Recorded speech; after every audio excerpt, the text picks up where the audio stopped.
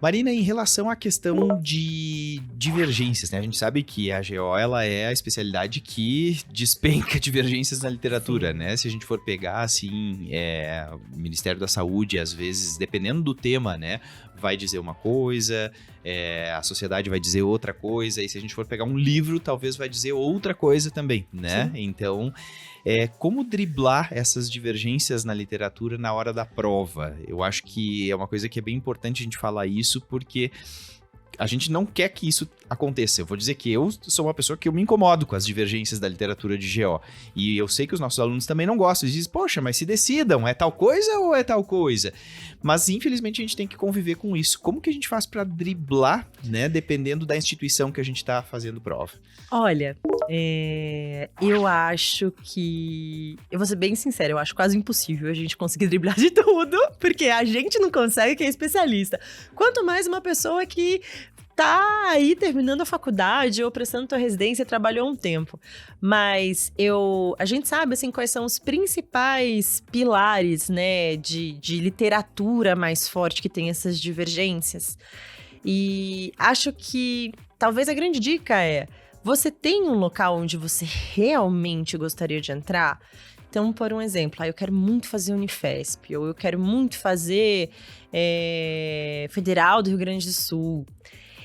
E aí, você tenta entender o processo. Por exemplo, eu lembro que quando eu comecei a corrigir prova, vinham sempre questões de inibição de trabalho de parto prematuro, de Florianópolis, de Santa Catarina em geral, que eles inibiam com inibidor de COX-2, que é uma coisa que a gente não usa, quase nunca. Indometacina. Que é uma coisa que até na minha aula a gente coloca, olha, a gente só usa quando não tem mais nada. Mas lá é um protocolo de lá. Eu tive que ir atrás do protocolo de lá para poder entender.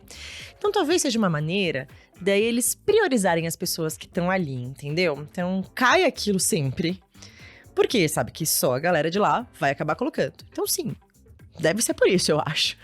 Mas, então eu acho que se você quer muito um lugar e você quer tentar ao máximo minimizar isso, você tem que conhecer a prova antes de ir. Estudar o teu arroz e feijão, o Ministério da Saúde tem que estar, assim, zeradaço na tua cabeça. Mas, pega aquele lugar que você tem aquele carinho maior, que vai ser onde você vai conseguir passar, se Deus quiser, sabe? E dá uma estudada na prova. Eu posso falar porque eu, quando fiz uma faculdade aqui em São Paulo, privada, e passei na USP. Na hora que eu cheguei aqui na Faculdade de Medicina da USP, eu não sabia nada dos protocolos de obstetrícia da Faculdade de Medicina da USP. Eu não tinha noção dos protocolos.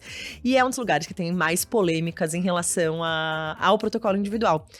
Hoje eu sei que se eu tivesse estudado o protocolo de lá, teria sido mais fácil, talvez, né? Então, assim, a Escola Paulista também tem diversas divergências. Agora, as provas maiores, assim, quando a gente vai falar aí de provas que são de instituições não próprias, assim, então a gente vai fazer uma prova Sul São Paulo, etc., tem essas provas grandes. Aí é Ministério da Saúde, ponto. Ministério da Saúde, aí não tem erro. Que é a base, né? Não adianta. A base é o Ministério da Saúde. Então, assim, claro que a gente flexibiliza de acordo com a instituição, mas, assim, a base é isso que você disse. Tem que saber o Ministério da Saúde. Você sabe tudo do Ministério da Saúde, cara, tu vai bem em qualquer lugar. Exato. Se cair exatamente aquela coisa dúbia, existe a maneira de você ir atrás de você recorrer.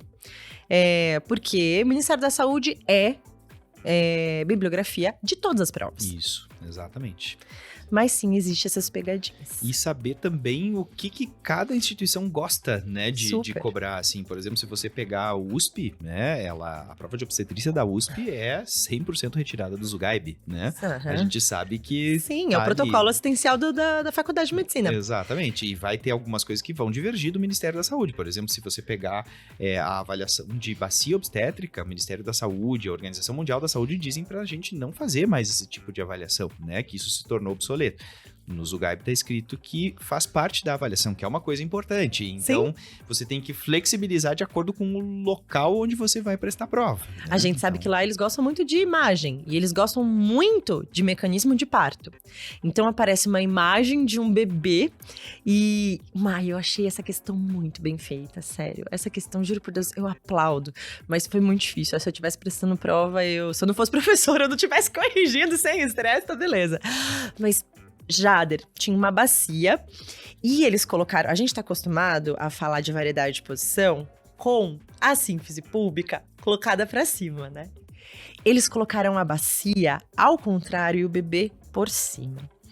Pra ver se a pessoa só decorou o que é OEA, Então, em vez de a gente fazer a visão da paciente em posição ginecológica, a gente tava fazendo a visão do feto. E muita gente errou. Mas muita gente errou. Mas dá uma olhada. Era uma questão de obstetrícia normal. De biomecânica de parto. Não tava perguntando o detalhe do detalhe do detalhe. Foi muito inteligente essa questão, mas foi uma questão difícil exatamente por isso. E eles adoram, né? Eles adoram colocar a imagem, os defletidos, eles adoram as deflexões de primeiro, segundo, terceiro grau, né? Então, era um defletido, inclusive, essa questão. Você viu essa questão? Acho que você viu. Eu vi. Não, e tem uma que também era um partograma, que tinha um defletido de primeiro grau, que na verdade você tinha que se dar conta que o que estava desenhado no partograma era o bregma, né? Não era o occipício, era o bregma. Então você tinha que se dar conta que era um defletido de primeiro grau, né? E aí, por isso, marcar ali a figurinha do defletido de primeiro grau. Sem dúvida. Então, mas são questões muito bem feitas, assim, mas que você tem que ter aquela, né, se dar conta ali na hora que você tá resolvendo. E sabe uma outra coisa que eu acho que é legal a gente falar? Lembrar que grávida, ela pode ter absolutamente qualquer coisa. Não é porque ela tá grávida que ela vive na bolha da grávida, ela não vai ter asma, ela não vai ter pneumonia. E aí, se você entrou em desespero e falou, meu Deus do céu, pneumonia em grávida, pensa como é que você trata a pneumonia em não grávida.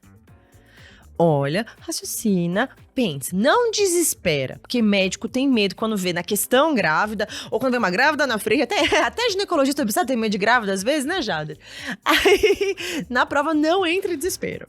E uma outra coisa que eu acho legal, que eu vejo muito da gineco, é rastreio, né, Jader? Porque assim, na vida real e nos consultórios privados, a gente sabe que muito pouca gente usa os rastreamentos de HPV e de coprocitologia oncótica que o Ministério da Saúde orienta, que é a medicina baseada em evidência, né?